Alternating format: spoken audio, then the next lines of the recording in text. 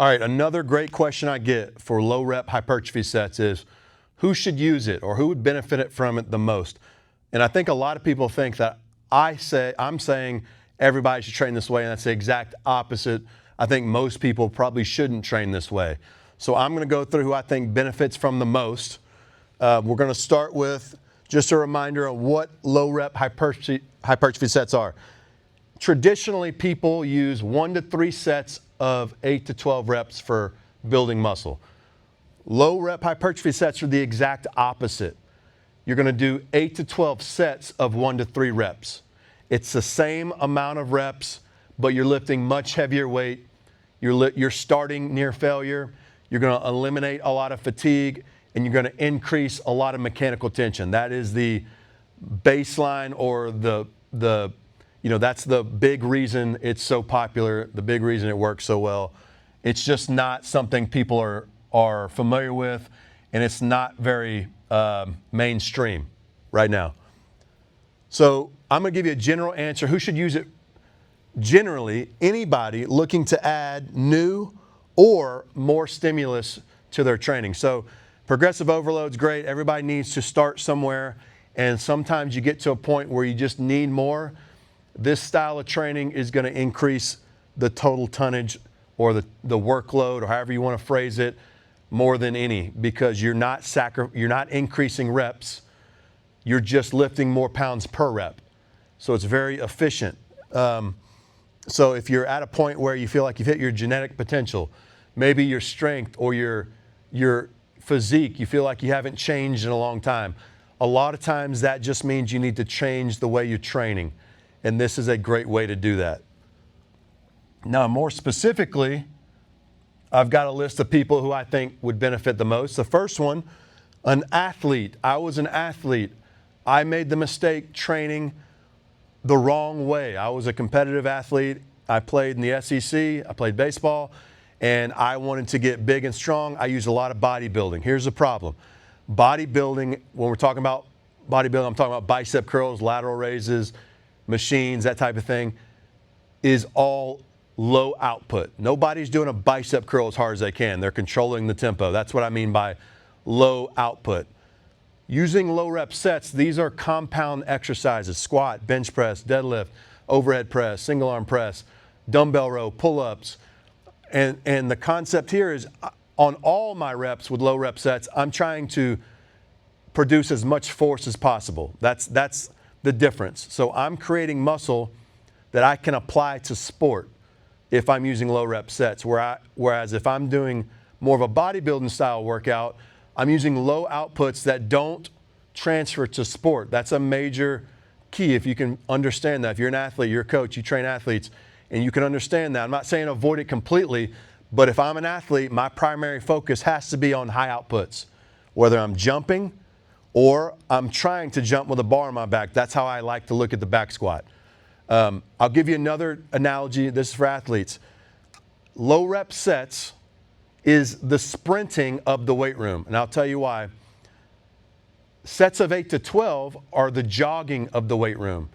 So when I'm sprinting, I'm pushing the ground as hard as I can every time. That's what you're doing when you're doing low rep sets. If I'm doing sets of 8 to 12, I'm controlling it, much like I'm going to control my pace when I'm jogging. I'm not creating as much force as I can every rep. The set duration's longer, just like jogging, the set duration's longer. It's different energy systems. It's a lot of different things that you don't necessarily need in sports. And I'm not saying avoid it all. You never go one way and fully one way. You're looking to primarily use high outputs and then supplement some higher rep sets. Personally, I like to put my higher rep sets at the end with single joint exercises. Powerlifters, people looking to increase their 1 rep max. There's 2 spectrums in my point of view for a powerlifter. You've got intensity, and then you've got volume. And volume, in my opinion, is going to be how much weight can you lift relative to total reps, like 18, 24 total reps, 30 total reps. And I want to improve both. They're both going to feed each other, because on the days you're lifting the low rep sets, you're literally lifting 15 to 25 times your 1 rep max. That's going to contribute to increases in your strength. Power builders, These people don't want to just look big. They want to move. They want to jump. They want to be functional and be athletic. And that's what you get when you do these low rep sets, because you are using high outputs. The functionality of what you're building is conducive to what you want to do. That's the easiest way to say it. I've got two articles, one on how I think athletes should train, and I got one on what a power builder is. I'll link them both below because I think they're both helpful, and they talk a little bit more about type 2 muscle fibers, and it's more specific to this conversation. Bodybuilders. I get the most pushback from bodybuilders, but I just want to remind you, the biggest, baddest bodybuilder is notorious or infamous for lifting the most amount of weight. There might be something to that. You might want to check into that.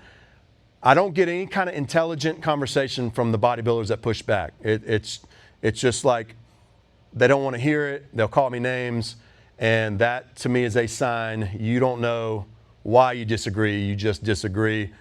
You might want to dig into that. But if I'm going to try to get as big as I can, because one of the reasons I even started this whole thing is I wanted to look a certain way and do certain things, but I'm not willing to take certain things. This was my solution. It's worked out pretty well.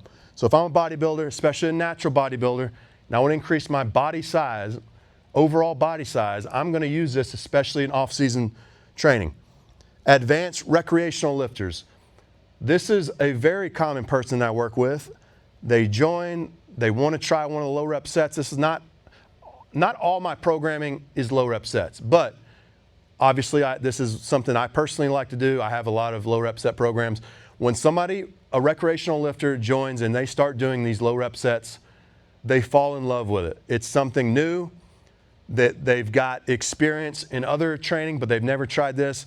They hit PRs, they're texting me, this is crazy, this feels like I'm superhuman, feels like magic. I've got so many text messages that I have saved and I can show them.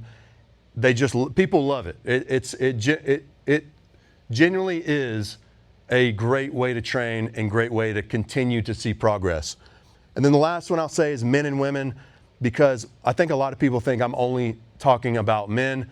I have a lot of women on this program, or these type programs, and a lot of times women respond better to total volume, meaning pounds lifted. And so I have both men and women on low rep set programs. Not everybody's at the same level. There are different levels. You want to start training low rep sets, and then you want to get to supersets is my most advanced program that is available for sale. But if you want to learn more about this style of training, or you're interested in training with me, shoot me a message. Let's chat and let's get big.